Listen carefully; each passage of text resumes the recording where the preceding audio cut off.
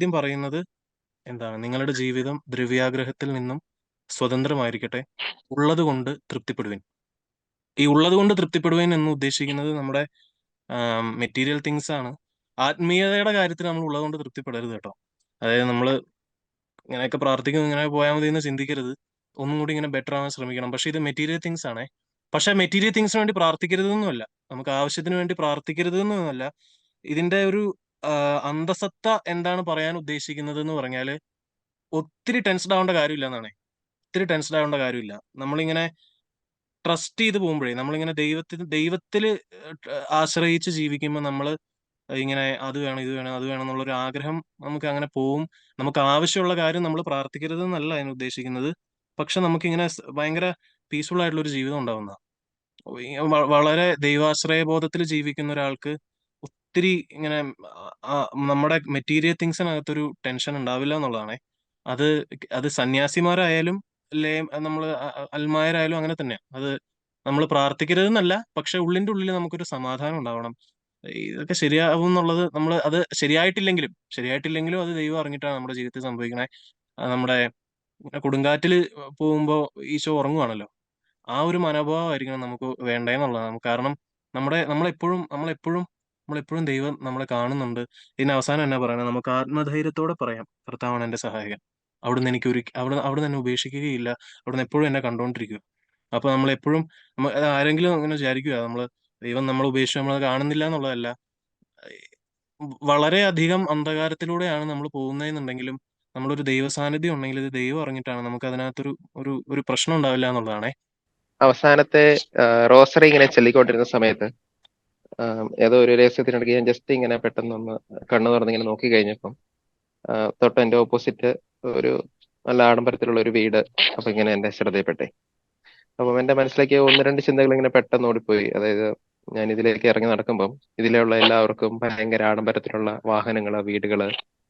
അപ്പം എന്റെ മനസ്സിലേക്ക് ഇങ്ങനെ പെട്ടെന്ന് കടന്നു വന്നൊരു ചിന്തയാണ്, ഇപ്പം നമ്മള് ലൗകിക മനുഷ്യര് നമ്മള് ലോകത്തിന്റെ എന്താ പറയുക ആഗ്രഹങ്ങള് ഇപ്പം വചനത്തിൽ പറഞ്ഞിരിക്കുന്ന പോലെ നമ്മൾ ഉള്ളത് കൊണ്ട് തൃപ്തിപ്പെടുവരുന്നാണല്ലോ വചനത്തിൽ പറഞ്ഞേക്കണേ. പക്ഷെ നമുക്ക് ഈ ലൗകികമായിട്ടുള്ള സാധനങ്ങളോട് നമുക്ക് ഒരിക്കലും ഉള്ളത് കൊണ്ട് തൃപ്തിപ്പെടാൻ പറ്റത്തില്ല. കാരണം ഇപ്പൊ നമുക്കൊരു ചെറിയ കാർ ഉണ്ടെങ്കിൽ കുറച്ച് കഴിയുമ്പോൾ നമുക്ക് ഒരു വലിയ കാർ വേണമെന്ന് തോന്നും, അല്ലെങ്കിൽ കുറച്ചുകൂടെ പൈസ ഉള്ള കാർ വേണമെന്ന് തോന്നും.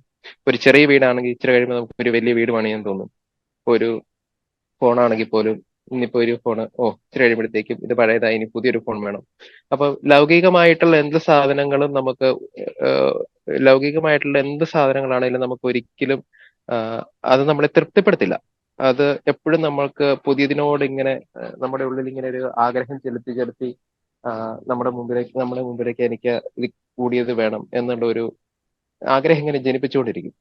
പക്ഷെ പെട്ടെന്ന് എന്റെ മനസ്സിലേക്ക് അന്നേരം തന്നെ കടന്നു വന്ന ഒരു ചിന്തയാണ്, അതായത് ഇപ്പൊ നമ്മള് ക്രിസ്തുവിലേക്ക് ഒന്ന് നോക്കുവാണെങ്കിൽ, അല്ലെങ്കിൽ ക്രിസ്തുവിന്റെ ആ ഒരു സ്നേഹം നമ്മൾ ശരിക്കും അത് അനുഭവിക്കുവാണെങ്കിൽ, ഉള്ളത് കൊണ്ട് തൃപ്തിപ്പെടുവേൻ എന്നുള്ള ഒരു വചനം നമ്മുടെ ഉള്ളിൽ ഇങ്ങനെ ഫലവത്താകുള്ളൂ എന്നുള്ള ഒരു തോട്ട് എന്റെ മനസ്സിലേക്ക് വന്നേ.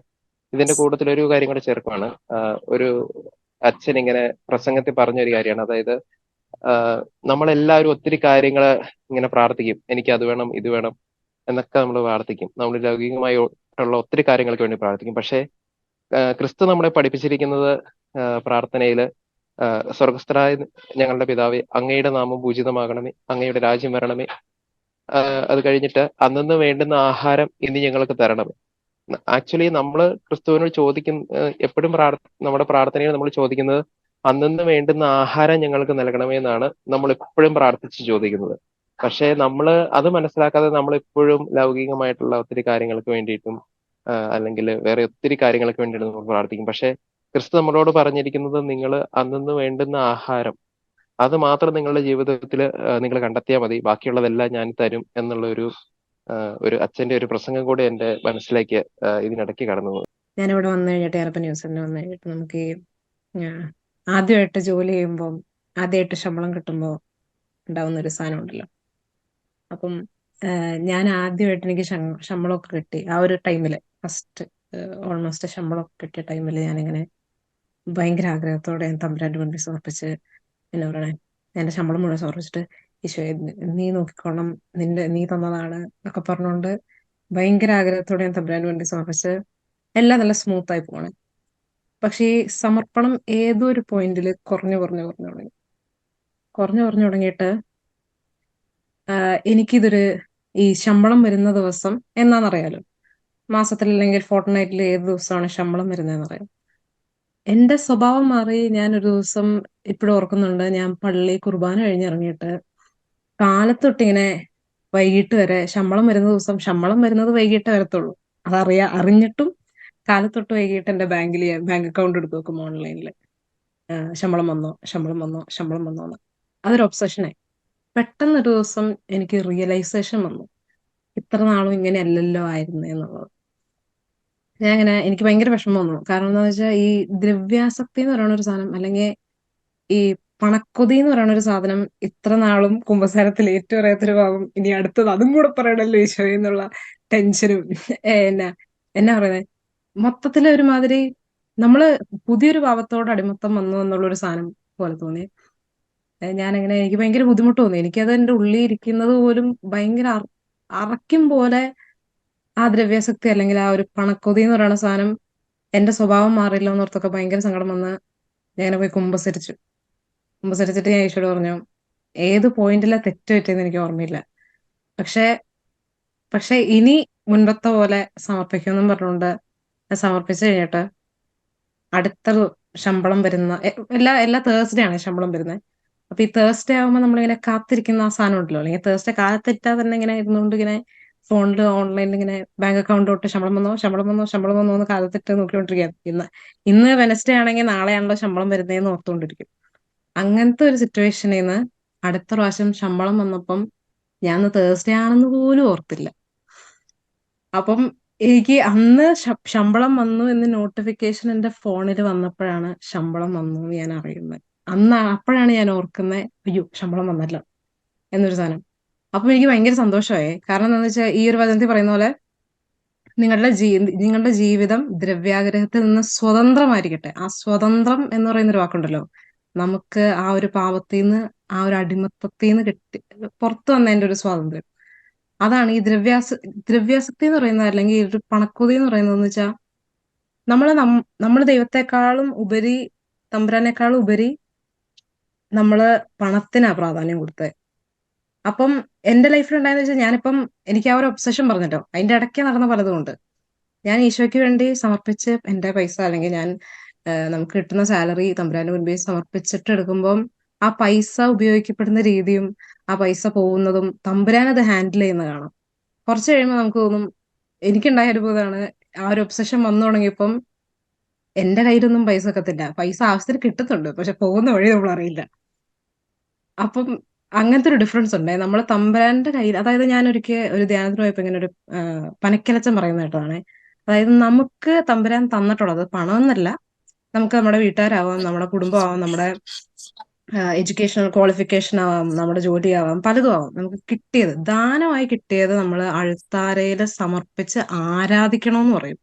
അതായത് സമർപ്പിച്ച് ആരാധിക്കുമ്പോൾ നന്ദി പറഞ്ഞ് സമർപ്പിച്ച് നന്ദി പറയാന്ന് പറയുന്നത് തന്നെ ഒരു ആരാധനയാണ്, അല്ലെ? എന്നാ പറയുന്നത്, നന്ദി പറയുക എന്ന് പറയുന്നത് തന്നെ ഒരു ആരാധനയാണ്. അപ്പൊ ആ നന്ദി പറഞ്ഞ് സമർപ്പിക്കുമ്പോൾ തന്നെ നമ്മൾ ആ ദൈവത്തെ തന്ന ദാനം കൊണ്ട് ആരാധിക്കുവാണ്. അങ്ങനെ ആരാധിക്കുമ്പോ അത് പിന്നെ തമ്പുരാൻ ഏറ്റെടുക്കും. അപ്പൊ നമ്മുടെ ഈ ദ്രവ്യാസക്തി എന്ന് പറയുന്ന സംഭവം പണക്കൊതിയാണെങ്കിൽ ആ പണം തമ്പുരാൻ തന്നെ കൊടുത്തു കഴിഞ്ഞാൽ തമ്പുരാൻ നോക്കിയെടുക്കും. നമുക്കൊരു സാധനം മേടിക്കണം, കുറച്ച് പൈസ എക്സ്പെൻസീവ് ആയിട്ടുള്ള സാധനം നമ്മൾ കുറച്ച് റിസർച്ച് ചെയ്ത് റിവ്യൂസ് ഒക്കെ കണ്ട് മേടിക്കും. മേടിച്ചു കഴിയുമ്പോൾ ആണ് പിന്നെ അതിന്റെ എന്തെങ്കിലും ഒരു സാധനം നമുക്ക് ഇതിലും ബെറ്റർ ആയിട്ടുള്ള ഒരു സാധനം ഉണ്ടായിരുന്നു, അത് മേടിക്കായിരുന്നു എന്ന് വിചാരിക്കും. അല്ലെങ്കിൽ നമ്മൾ ഇങ്ങനെ എന്തെങ്കിലും ഒരു സാധനം വാങ്ങിച്ചിട്ട് നമുക്കത് ചെയ്യാം, അതിന് ശേഷം മുതൽ നമുക്ക് അങ്ങനെ ചെയ്യാം എന്ന് വിചാരിക്കും, മേടിക്കും, പക്ഷെ അത് നടക്കത്തില്ല. അങ്ങനെ നമ്മൾ ഇങ്ങനെ മെറ്റീരിയൽ തിങ്സിനോട് ഇങ്ങനെ ഈ പറഞ്ഞ പോലെ പൈസ ആയിക്കോട്ടെ എന്തായിക്കോട്ടെ, നമ്മളിങ്ങനെ അത് ഇങ്ങനെ ഇങ്ങനെ അതിങ്ങനെ ഒരു ബ്രേക്കിംഗ് ഇല്ലാത്തൊരു പ്രോസസ്, ഇങ്ങനെ ജീവിതം മൊത്തമേ അതിങ്ങനെ നമ്മള് നമ്മുടെ പ്രായം നോക്കണ്ട, ഏത് പ്രായത്തിലുള്ളവർക്കും ഒരു പ്രായം കഴിഞ്ഞാൽ പിന്നെ അതിങ്ങനെ കണ്ടിന്യൂസ് ആയിട്ട് നമുക്ക് കാണാൻ പറ്റും. എല്ലാവരിലും വൃദ്ധരിൽ വരെ നമുക്ക് കാണാൻ പറ്റും. കാരണം എന്താണത്, നമുക്ക് ഇങ്ങനെ വിട്ടുകൊടുക്കാൻ പറ്റാത്തൊരവസ്ഥ. നമ്മുടെ ഒരു പൊസഷൻസ് ഉണ്ടാവുമല്ലോ, മക്കൾക്കോ അല്ലെങ്കിൽ ആ ഒരു ജ്ഞാനം കിട്ടിയ ആൾക്കാരുണ്ട്, ഇല്ലാത്തവരുണ്ട്. നമ്മൾ ഇപ്പൊ തന്നെ നമുക്കത് ആ ഒരു ബോധ്യമൊക്കെ വരുവാണെങ്കിൽ ഒരു സമയമാകുമ്പോൾ നമുക്ക് വളരെ ഈസി ഗോയിങ് ആയിരിക്കും. പിന്നെ ഈ ഉള്ളത് കൊണ്ട് തൃപ്തിപ്പെടുവിൻ എന്ന് ഞാൻ നാളെ ഈ ഒരു ചേട്ടനെ കണ്ടേ, പുറത്ത് ഇങ്ങനെ നമ്മുടെ ഈ കോമ്പൗണ്ടിന്റെ പുറത്ത് ഫുട്പാത്തിലൊക്കെ കിടക്കുന്ന ഒരു പുള്ളിയാണ്. അപ്പൊ ഒരു വൈകുന്നേരം ഇങ്ങനെ കണ്ടപ്പോൾ പുള്ളിയായിട്ട് കുറച്ച് നേരം വർത്താനം പറഞ്ഞപ്പോ ഇങ്ങനെ ചോദിച്ചു, എങ്ങനെയാ കാര്യങ്ങളൊക്കെ ചേട്ടാ, എവിടെ താമസം ഒക്കെ കിടക്കണതൊക്കെ എങ്ങനെയാ, ഇപ്പം കഴിക്കുന്നതൊക്കെ എല്ലാം ദൈവം തരും, ഹാപ്പിയാ, ഞാൻ ഹാപ്പിയാന്ന് പറഞ്ഞു പുള്ളി. എല്ലാം ദൈവം തരും, ഞാൻ ഇവിടെ ഇങ്ങനെ കിടക്കുന്നു. ഭക്ഷണം അപ്പൊ ചേട്ടാ എങ്ങനെയാ ഇപ്പം ഇതൊക്കെ ഭക്ഷണം അതൊക്കെ തരും. അപ്പം നല്ല ഫുഡാട്ടോ, നമ്മളെ നല്ല ഫുഡാ പുള്ളി പറഞ്ഞു. പുള്ളി ഇങ്ങനെ പറഞ്ഞു ഓരോ നേരം എനിക്ക് കിട്ടുന്ന സാധനങ്ങളൊക്കെ പറഞ്ഞു, ദൈവം തരുവിടാന്നൊക്കെ പറഞ്ഞിട്ട് പുള്ളി ഇങ്ങനെ ഭയങ്കര ഹാപ്പി ആയിട്ട് സംസാരിച്ചേ. ഇപ്പൊ നമ്മള് അങ്ങനെ അങ്ങനെ ഒരു മനോഭാവം ഇങ്ങനെ അവധൂതന്മാർക്കൊക്കെ പോലുള്ള മനോഭാവം അങ്ങനെ കിട്ടണമെന്ന് ഞാൻ പറയത്തില്ല. പക്ഷെ ഭയങ്കര ഈ പറഞ്ഞ പോലെ എല്ലാം ദൈവത്തിന് സമർപ്പിച്ച് ജീവിച്ചാൽ, നമുക്ക് ഉള്ളത് കൊണ്ട് തൃപ്തിപ്പെട്ട് ജീവിച്ചാൽ ദൈവം നമുക്ക് കൊടുക്കുന്തോറും തരുവൊക്കെ ചെയ്യും. അതിനൊട്ടും ഒരു മടിയില്ലാത്ത ദൈവം. പക്ഷെ നമ്മള് കിട്ടാൻ വേണ്ടി കൊടുക്കരുത്.